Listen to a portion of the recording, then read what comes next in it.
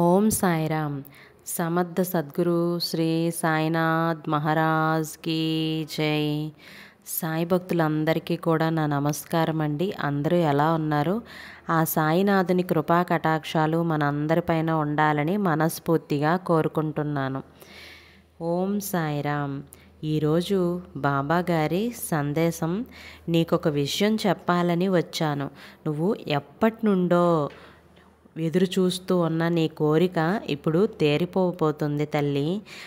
మన సమస్యకి పరిష్కారం ఈ విధంగా మనం దాటించగలం అని బాబాగారు అయితే ఒక మాట అయితే చెప్తున్నారండి. అది ఒక చిన్న కథ రూపంలో మనకి తెలియచేస్తున్నారు. అది కథ విన్న తర్వాత బాబాగారు చెప్పే ఈరోజు ఈ వాక్కు ప్రతి ఒక్కరికి నచ్చినట్లయితే లైక్ చేయటం మర్చిపోవద్దు. ఓం సాయిరామ్. అనగనగా ఒక అందమైన ఊరు. ఆ ఊరిలో రామయ్య కుటుంబం ఉండేది.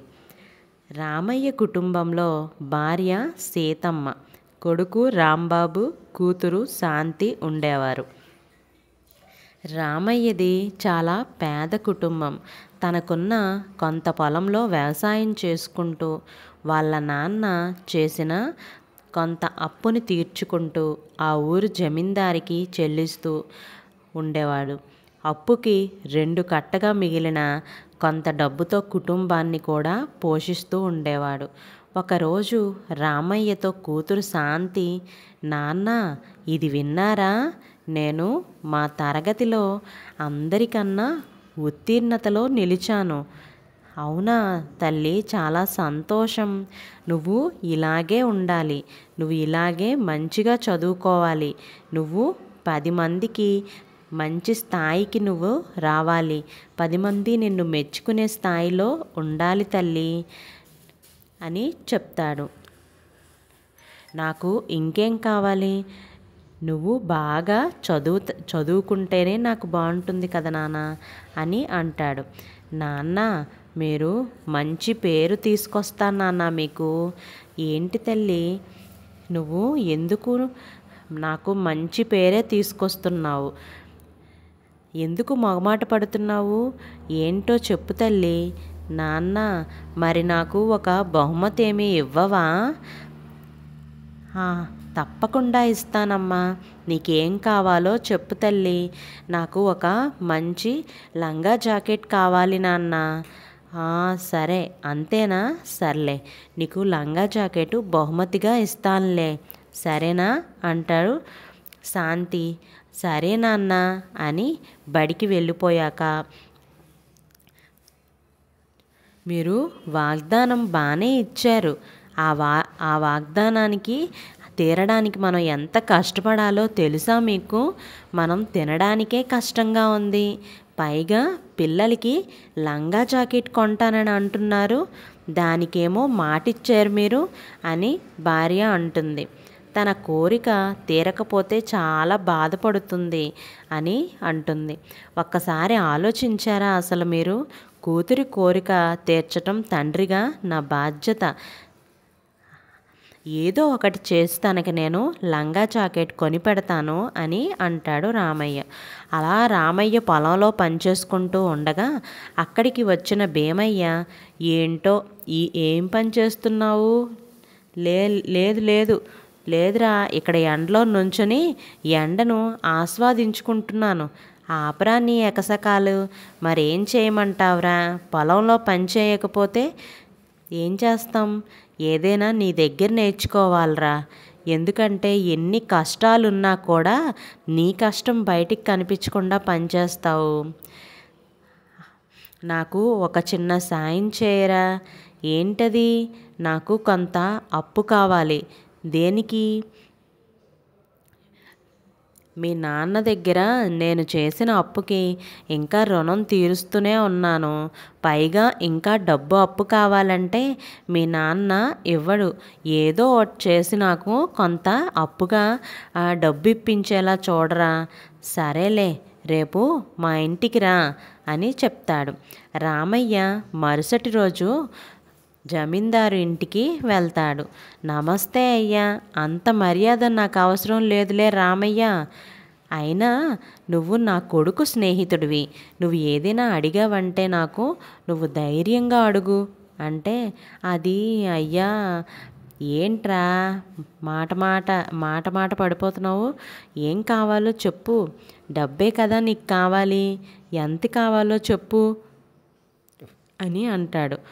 ఒక విషయం రాఘవయ్య, ఎంత నువ్వు ఎంత చనువుగా ఉన్నా, నువ్వు ఎలా మాట్లాడినా సరే వడ్డీ తగ్గించి డబ్బులైతే ఇవ్వలేను, నేను వడ్డీతో మాత్రమే ఇవ్వగలను. ఏం చేస్తాము, వడ్డీ వ్యాపారం అలవాటైపోయింది రామయ్య, నేను కనికరించినా నా మనసు మాత్రం కనికరించట్లేదు రామయ్య. ఈ వ్యాపారంలో అయ్యో నేను అట్టా ఏమనుకోలేనదయ్యా, డబ్బు అవసరమైనప్పుడు అప్పు దొరకడమే కష్టం అయ్యా అని రామయ్య అంటాడు. అట్లాంటిది అలా ఎందుకు అనుకుంటానయ్యా నేను అని అంటాడు. అంత డబ్బు నీకెందుకు రామయ్య అని అంటాడు. నాకు ఏం అవసరమైంది అసలు నీకు ఇప్పుడు, ఏం చెప్పమంటారయ్యా?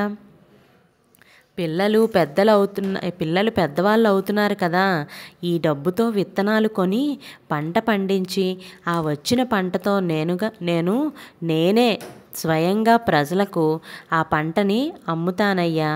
ఓ మంచి నిర్ణయం తీసుకున్నావు రామయ్య, నువ్వు పండించిన పంట దళారీలకి ఇస్తే అతను ఎంతో కొంత నీ చేతిలో పెడతాడు, అదే నువ్వే నేరుగా అమ్మితే నీకే లాభం వస్తుంది.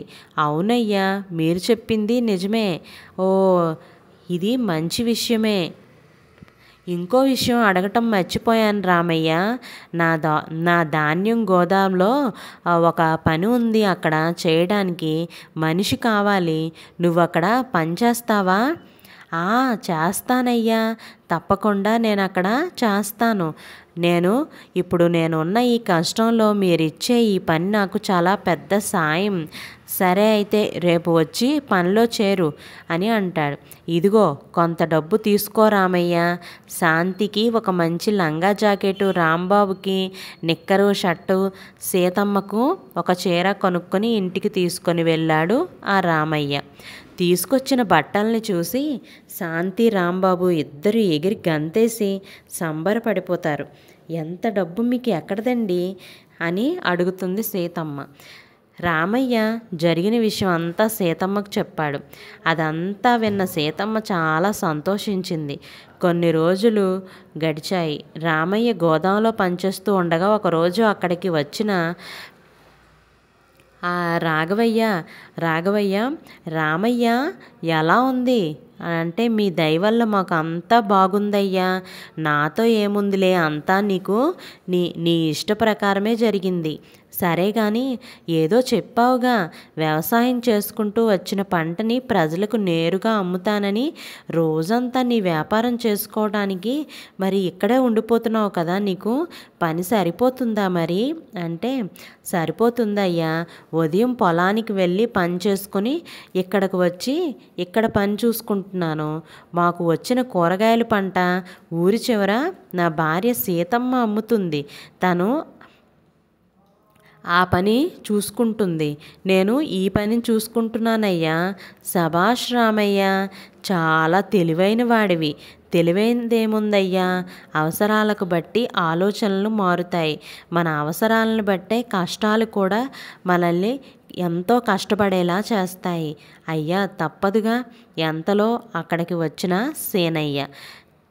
నువ్వెందుకు ఎక్కడికి వచ్చావు, నాతో ఏమైనా పనుందా నీకు అని అడుగుతాడు. విషయం చెప్పడానికి వచ్చాను. ఏంటది? నీ ధాన్యం గోదాం పక్కనే నేను ధాన్యం గోదాం కట్టిస్తున్నాను. ఇప్పటి వరకు ఈ ఊరి జమీందారు నువ్వే అని అనుకుంటున్నావుగా, చూస్తూ ఉండు, కొద్ది రోజుల్లోనే నేనే ఈ ఊరికి పెద్ద జమీందారిని అవుతాను. కష్టపడి పనిచేస్తే తప్పేముంది, నీకు ఇష్టం నీ ఇష్టం నీది, నా కష్టం నాది. వ్యాపారంలో పోటీతత్వం అనేది ఉండాలి. ఇప్పుడు నువ్వు పోటీ, అంతే కదా. ఎప్పటి నుండో నాకు కోరిక ఉంది, నీకన్నా పై స్థాయిలో ఉండాలి. నీకన్నా పై స్థాయికి వచ్చి కొద్ది రోజుల్లోనే చూపిస్తాను. సరే చూద్దాం వెళ్ళు, నీ పని నువ్వు చూసుకో. అలా కొన్ని రోజులు గడిచాయి. సేనయ్య అనుకున్నట్లుగానే రాఘవయ్య గోదాం పక్కన ఒక పెద్ద ధాన్యం గోదాం అయితే కట్టాడు. ఒకరోజు రాఘవయ్య దగ్గరకు రామయ్య వెళ్ళి, అయ్యా ఇదిగోండి మీ అప్పు మొత్తం తీర్చేస్తున్నాను.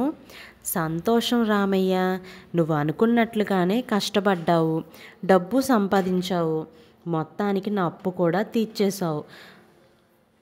దీని అంతటికీ కారణం మీరే నాకు సాయం చేయటం అయ్యా. ఒకరికి సహాయం చేయటం గొప్ప కాదు రామయ్య, ఆ సహాయం అందుకున్న వ్యక్తి ఆ సహాయాన్ని ఎలా సద్వినియోగం చేసుకున్నాడు అన్న విషయమే ముఖ్యం. అయ్యా ఒకటి మాత్రం చెప్పగలనయ్యా, మనం పడ్డ కష్టం మనల్ని ఎప్పుడూ మోసం చేయదు. ఆ ప్రస్తుతం నా పరిస్థితి కూడా బాగోలేదులే రామయ్య. ఆ సేనయ్య ఉన్నాడుగా, వాడు నేను ధాన్యం అమ్మే ధర కన్నా తక్కువ ధరకు ధాన్యం అమ్ముతున్నాడు. వాడు కావాలనే అలా చేస్తున్నాడు. ఇలాగే కొన్ని రోజులు జరిగితే అందరూ నా దగ్గర కొనటం మానేస్తారు. అప్పుడు నేను నా ధాన్యం గోదాం ఎత్తేయాల్సిందే. అయ్యా నాకు కొంచెం సమయం ఇవ్వండి, దీనికి ఏదైనా ఒక పరిష్కారం ఉంటుంది, ఆలోచించి మీకు చెప్తాను. అలా కొన్ని రోజులు రామయ్య సేనయ్య ధాన్యం ఇవన్నీ గోదాము గమనిస్తూ ఉంటాడు రామయ్య. ఒకరోజు, అయ్యా మీతో ఒకటి మాట్లాడాలని వచ్చాను. ఏంటి చెప్పు రామయ్య. నాకు ఆలోచన తట్టిందయ్యా, ఇక నుంచి మనం కూడా తక్కువ ధరకే అమ్ముదాం. అట్లా అయితే అలా అమ్మితే మనకు నష్టం కదా. నేను చెప్పేది పూర్తిగా వినండి అయ్యా, చెప్పు. నేను ఇన్ని రోజులు సేనయ్య దగ్గర గమనించింది ఏంటంటే, అతను మీ మీద పోటీతో తక్కువ ధరకు ధాన్యం అమ్ముతున్నాడు. దానివల్ల అతనికి నష్టం వస్తుందని అది అతనికి తెలుసు. కానీ మీ మీద పంతంతో అట్టా చేస్తున్నాడు. మనం కూడా అతని దారిలోనే వెళ్దాం. మనం కూడా తక్కువ ధరకే ధాన్యం అయితే అమ్మితే అది చూసి అప్పుడు ఇంకా తక్కువ ధరకైతే ధాన్యం అమ్మలేడు కదా. ముళ్ళుని ముళ్ళుతోనే తీయాలి అంటారుగా. మన సమస్యకు పరిష్కారం మనం ఈ విధానాన్ని పాటించేలాగా మంచి సలహా ఇచ్చావు రామయ్య. అయ్యా ఇంకో విషయం, అట్లాగే ఎవరైనా ధాన్యం కొనడానికి మన గోదాముకు వస్తారుగా, వాళ్ళు ఆ ధాన్యాన్ని తీసుకెళ్తారు కదా. అలా కాకుండా మనం మన ఎడ్ల బండిలోనే ఆ ధాన్యాలు బస్తాలను నింపి ఎవరెవరి ఇంటికి ఎంత కావాలో వాళ్ళ ఇంటికి తీసుకెళ్ళే విధంగా చేద్దాం. అట్టా చేస్తే వాళ్ళకి ఎడ్ల బండి ఖర్చు తగ్గుతుంది అని పని దగ్గరికి వచ్చి కొనేసుకుంటారు. అయ్యా అలా కొన్ని రోజులు గడిచాయి. రాఘవయ్య వ్యాపారం బాగా పుంజుకుంది. సేనయ్య వ్యాపారం రాణించలేకపోయింది. కొద్ది రోజుల్లోనే సేనయ్య తన ఓటమిని అంగీకరించి గోదాంను మూసేశాడు. రామయ్య తెలివితేటలకు రాఘవయ్య గోదాం బాధ్యతల్ని అప్పగించాడు. ఈ కథలోని నీతిని ఏంటి అంటే, మనం ఎదగాలని కోరుకోవటం తప్పులేదు, కానీ మన ఎదుగుదలకు పక్కవాడి జీవితం మనకు ఆటంకం అని ఎప్పుడూ కూడాను భావించకూడదు. ఒక విషయం కావాలి అని అంటే కష్టం ఒక్కటే మార్గం కాదు, దానికి తగ్గట్టుగా మనం ఉండాల్సిందే. అందులో మనకి సహనం, ఓర్పు, నేర్పు వీటితో పాటు సరైన అవగాహన కూడా ఉంటే విజయం దానంతటా అదే వస్తుంది అని మర్చిపోవద్దు. ఈరోజు బాబాగారు చెప్పిన ఈ సందేశం మీ అందరికీ నచ్చినట్లయితే ఖచ్చితంగా ఒక్క లైక్ అయితే చేయండి. మీరు చేసే ఒక్క లైక్ 10 మందికి షేర్ కూడా అవుతుంది. ఈ వీడియో ఎంతోమందికి ఈ వీడియో అనేది సాయి భక్తులందరికీ కూడాను చేరుతుంది. ఓం సాయిరామ్ అని కామెంట్ చేయండి. ఈ వీడియోకి 300 లైక్స్ ఇస్తారని మనస్ఫూర్తిగా కోరుకుంటున్నాను.